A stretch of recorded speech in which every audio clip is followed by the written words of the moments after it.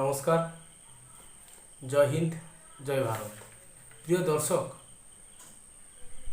আজ জুনিয়র ডাক্তারদের আন্দোলন স্বাস্থ্য ভবনের সামনে প্রায় দেড় থেকে 2 দিন অতিক্রান্ত হয়ে গেছে, কিন্তু আজও সরকার পক্ষ এবং জুনিয়র ডাক্তারদের স্নায়ুযুদ্ধ চরমে পৌঁছেছে। স্বাস্থ্য সচিবের প্রথম যে শর্ত, তাদের স্বাস্থ্য সচিবের পদত্যাগ ও শিক্ষা সচিবের পদত্যাগ। মেডিকেল কলেজগুলিতে যে থ্রেড কালচার চলছে, সেই থ্রেড কালচারগুলি যাতে বন্ধ হয়। ডিসি নর্থ, ডিসি সাউথ ও সিপি বিনীত গোয়েলের পদত্যাগ এবং নবান্নের আলোচনায় লাইভ সম্প্রচার করতে হবে, যাতে রাজ্যবাসী সবাই যেটা দেখতে পারে সরাসরি কী আলোচনা হচ্ছে, কী বিষয়বস্তু উঠে আসছে এবং সরকার পক্ষ থেকে কিভাবে দাবি দেওয়া মেনে নেওয়া হবে, তার যে বক্তব্য সরকার পক্ষ জানাবে সেটাও জানতে পারবে এবং জুনিয়র ডাক্তাররা কী কী দাবি করছে সরকার পক্ষের কাছে সেটাও মানুষ জানতে পারবে। শুধু 5 দফা দাবি নিয়েই আলোচনা হবে, অন্য কোনো বিষয়ে আলোচনা হবে না। অবশ্যই সেখানে মুখ্যমন্ত্রীকে উপস্থিত থাকতে হবে। এই হচ্ছে আন্দোলনরত জুনিয়র ডাক্তারদের দাবি। এখানে জুনিয়র ডাক্তারদের আন্দোলনের পাশে সিনিয়র ডাক্তাররা উপস্থিত হয়েছেন এবং তারাও অকুণ্ঠ সমর্থন জানাচ্ছেন যে আমাদের দেয়ালে পিঠ থেকে গেছে, এবারে আমাদেরকে ন্যায় বিচার বের করে আনতে হবে। যেভাবে একটি কর্তব্যরত ডাক্তারকে নৃশংসভাবে খুন হতে হয়, তার তো অবশ্যই একটা ন্যায় বিচার পাওয়া দরকার। সেই ন্যায় বিচারের দাবিতে এই আন্দোলন। অবশ্যই এই আন্দোলনে কোনো রাজনীতির রং নেই, কিন্তু নাগরিক সমাজ, পশ্চিমবাংলার প্রত্যেকটা নাগরিক সমাজের পক্ষ থেকে এর প্রতি অখণ্ড সমর্থন আছে, এটা তারা বিশ্বাস করে। এবং কোনো ডাক্তার, কোনো জুনিয়র ডাক্তারকে যদি কোনোভাবেই সাসপেন্ড করা হয়, সেক্ষেত্রে কিন্তু সিনিয়র ডাক্তাররাও স্ট্রাইক করবেন। সেক্ষেত্রে পশ্চিমবাংলার যে স্বাস্থ্য পরিষেবা, সেটা চরমভাবে ব্যাহত হতে পারে বলে তারা হুঁশিয়ারি দিয়েছেন। স্বাস্থ্য প্রতিমন্ত্রী চন্দ্রিমা ভট্টাচার্যের পক্ষ থেকেও কিন্তু একটি সাংবাদিক সম্মেলন করা হয়েছে। সেখানে তিনি দাবি করছেন যে কোনো আলোচনার ক্ষেত্রে প্রথমে শর্ত আরোপ করে কোনো আলোচনা হয় না, খোলা মনেই আলোচনা করতে হয়। সেখানে তিনি রাজনীতির রঙকে লাগিয়ে দেওয়ার চেষ্টা করছেন বা রাজনীতি জুড়ে আছে বলে তিনি দাবি করছেন, কিন্তু এটা সর্বৈব ঠিক নয়। আন্দোলনরত ডাক্তাররা যেভাবে রাজনৈতিক নেতা নেত্রীদেরকে তাদের কাছ থেকে সরিয়ে দিয়েছেন, গো ব্যাক স্লোগান দিয়ে তাদের কাছে বের করে দিয়েছেন, যাতে কোনোভাবে এই আন্দোলনে রাজনীতির কোনো রূপ ছোঁয়া না লাগে, সেক্ষেত্রে ন্যায় বিচারের দাবিটা কোথাও স্থিমিত হয়ে যেতে পারে বলে তারা বিশ্বাস করছেন। এই আন্দোলনে কতটা নাগরিক সমাজের সমর্থন আছে সেটা যদি বিশ্লেষণ করে দেখি আমরা, সেখানে দেখব কিভাবে আন্দোলনরত ডাক্তারদেরকে নাগরিক সমাজের মধ্যে প্রবীণা মহিলারা তারা তাদের সামর্থ্য অনুসারে খাবার, জলখাবার, প্যাকেট জাতীয় খাবার, টিফিন প্রত্যেকটি পৌঁছে দিচ্ছেন, স্যানিটাইজারের ব্যবস্থা করে দিচ্ছেন, শৌচালয় ব্যবহার করার অনুমতি দিচ্ছেন। এখান থেকে কি সরকার পক্ষ এইটুকু বুঝতে পারছে না যে এই আন্দোলনে নাগরিক সমাজের এক অকুণ্ঠ সমর্থন রয়েছে, নাগরিক সমাজ এখানে যুক্ত হয়ে পড়েছে, তাদের মনন এখানে যুক্ত, তারা এইভাবে সমর্থন জানিয়েছে আন্দোলনকে। অতএব এই আন্দোলনকে তারা ন্যায় বিচার একটা প্ল্যাটফর্ম বলে দাবি করছে, আজও তারা রাস্তায় বসে আছে।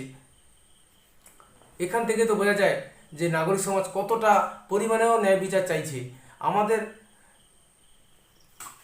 মধ্যে মিঠুন চক্রবর্তী, যিনি আজকে কিছু বক্তব্য রেখেছেন নিজস্ব বক্তব্যে, যে আমাদের বাংলা হচ্ছে প্রতিবাদী বাংলা, আমরা যতক্ষণ না ন্যায় বিচার পাবো আমরা আন্দোলন চালিয়ে যাব, আমরা হারার জন্য বাঙালি নই, আমরা জেতার জন্যই বাঙালি, মাথা উঁচু করে বাঁচবো, কারো রক্তচক্ষুকে ভয় পাবো না, কারো রক্তচক্ষু দেখে আমরা বাড়িতে, তারা চাইছে বাড়িতে ফেরত পাঠিয়ে দিতে, কিন্তু আমরা নড়বো না, ন্যায় বিচার নিয়েই আমরা এখান থেকে যাব, এ লড়াই জারি থাকবে। মিঠুন চক্রবর্তী এই বক্তব্য তিনি রেখেছেন। ন্যায় বিচার না দিয়ে যেভাবে উৎসবের লোভ দেখানো হচ্ছে, যান অনেক তো আন্দোলন হয়েছে, এবারে ফিরে যান, এবারে উৎসবে সামিল হন, আগামী তো কিছুদিন পরে উৎসব, সবাই উৎসবে সামিল হন। সত্যি এভাবে কি ফেরা যায়? যেভাবে মা দুর্গা অসুর নিধন করেছিলেন, করে বিশ্বকে অসুর মুক্ত করেছিলেন, সেখানে একটি ডাক্তার তার কর্মক্ষেত্রে এভাবে নৃশংসতার সঙ্গে যখন হত্যাকাণ্ড ঘটে, তার ন্যায় বিচার তো থাকতেই হবে, না হলে সেই অসুররা তো ঘুরে বেড়াচ্ছে, তারা তো প্রকাশ্যে ঘুরে বেড়াচ্ছে, কোনোভাবে তাদেরকে ধরে রাখা যাচ্ছে না, কোনো প্রমাণ পেশ করা যাচ্ছে না, কিন্তু প্রমাণপত্র তো আগেই লোপাট হয়ে গেছে বলে নাগরিক সমাজ মনে করছে। আন্দোলনরত জুনিয়র ডাক্তাররা তো প্রকাশ করছেন যে অবশ্যই সমস্ত তথ্য প্রমাণকে নষ্ট করে দেওয়া হয়েছে, পরে খুঁজে বেড়ানো হচ্ছে তথ্য প্রমাণ কোথায়। তার প্রত্যেকটা পদক্ষেপে কোর্ট থেকে নাগরিক সমাজ আপামর সাধারণ মানুষ, অতি সাধারণ মানুষও এখানে তথ্য প্রমাণকে লুকিয়ে ফেলার মরিয়া চেষ্টা করে হয়েছে এবং কিছু ছড়িয়েও ফেলা হয়েছে বলে তারা বিশ্বাস করছেন। এবারে ভাবুন যে যদি তথ্য প্রমাণ একটা অপরাধের ঘটার পরে যদি তথ্য প্রমাণকে সঠিকভাবে সংরক্ষণ করা না হয়, তবে কিভাবে দোষী সাব্যস্ত করানো যাবে তাদেরকে, এবং যিনি খুন হয়েছেন তার বাবা মাকে কি করে ন্যায় বিচার পাইয়ে দেওয়া যাবে? এখানে তো প্রতিবন্ধকতা, এখানে তো আন্দোলনের পালস। এভাবেই তো আন্দোলন গড়ে উঠছে আগামী দিনে, যে ন্যায় বিচার চাই, অবশ্যই ন্যায় বিচার সরকারকে দিতে হবে। কেন তারা ঘুরে বেড়াবে? কে এই অভিজ্ঞে? এরা কারা? এরা কেন এতটা দাপিয়ে বেড়ায়? এরা কাদের সঙ্গে যুক্ত? এদের কতটা ক্ষমতাশালী এরা? আজকের এরা অন্যান্য জুনিয়র ডাক্তারকে ভয় দেখাচ্ছেন, থ্রেট দিচ্ছেন, আন্দোলন থেকে সরে আসার জন্য চাপ দিচ্ছেন, না হলে তাদেরকে ট্রান্সফার করে দেবেন এমন ভয় দেখাচ্ছেন। কেন? এরা কোথা থেকে সাহসটা পাচ্ছে? এই থ্রেট কালচার তো কিন্তু প্রত্যেকটা মেডিকেল কলেজের স্থান পেয়েছে বলে তারা দাবি করছেন।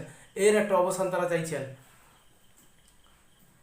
এইভাবে আন্দোলনের পালস কিন্তু সরকার কোনোভাবে বুঝতে পারছে না যে কোথায় এই আন্দোলনের পালসটা রয়েছে। এই আন্দোলনটা যে গড়ে উঠছে, দর্শক যদি অ্যানালিসিস করে দেখা যায়, শুধু অভয়ার নৃশংস হত্যাকাণ্ডের পরে এই আন্দোলনটা সংগঠিত নয়, নাগরিক সমাজের প্রত্যেকটা স্তরে, জীবনের প্রত্যেকটা স্তরে মানুষ যেখান থেকে শাসক দলের কাছ থেকে বা সরকারের কাছ থেকে, পুলিশের কাছ থেকে যেখানে যেখানে বাধা সৃষ্টি পেয়েছে বা অন্যায়ভাবে অন্যায়ের সম্মুখীন হয়েছে, তার প্রতিবাদের কেন্দ্র হিসাবে কিন্তু আজকের এই আন্দোলনটা চলছে এবং তাদের সমর্থনটা সেখানে ঠিকরে বেরোচ্ছে। না হলে প্রত্যেক দিন, আজকে 1 মাস যাবত এই আন্দোলনটা চলছে, আরও কন্টিনিউয়াস চলবে বলে তারা অঙ্গীকার করছেন যে যতক্ষণ না জাস্টিস হচ্ছে ততক্ষণ পর্যন্ত তারা এখান থেকে সরবেন না। এই দাবি থেকে অবশ্যই তারা জাস্টিস অর্জন করেই তারপরে ছাড়বেন। এই যে মরিয়া ভাব কখন আসে জানেন? যখন দেয়ালে পিঠ থেকে যায়, অন্যায় সইতে সইতে, সহ্য করতে করতে যখন মানুষের দ্বিধা জন্মে যায়, দিগদা জন্মে যায়, তখন তারা ন্যায় বিচার দাবিতে তারা ঝাঁপিয়ে পড়ে। এভাবেই কিন্তু আন্দোলন আগামী দিনে চলবে বলেই বিশ্বাস। এখন ডাক্তাররা কি করবেন? তবে কি নবান্নের সঙ্গে আন্দোলনরত ডাক্তারদের আলোচনার সমস্ত রাস্তা বন্ধ হয়ে গেছে? আর কি কোনো সম্ভাবনা নেই? আগামীতে তার উত্তর পাওয়া যাবে কিভাবে এই জট খোলে এবং আলোচনার রাস্তা তৈরি হয়, সেদিকে আমাদের অবশ্যই নজর থাকবে। ততক্ষণ আপনাদের সামনে পরবর্তী প্রতিবেদন অবশ্যই আমরা রাখবো। চলমান পরিস্থিতির উপর নজর রেখে অবশ্যই আমরা পরবর্তী প্রতিবেদন রাখবো। ততক্ষণের জন্য নমস্কার, ভালো থাকবেন।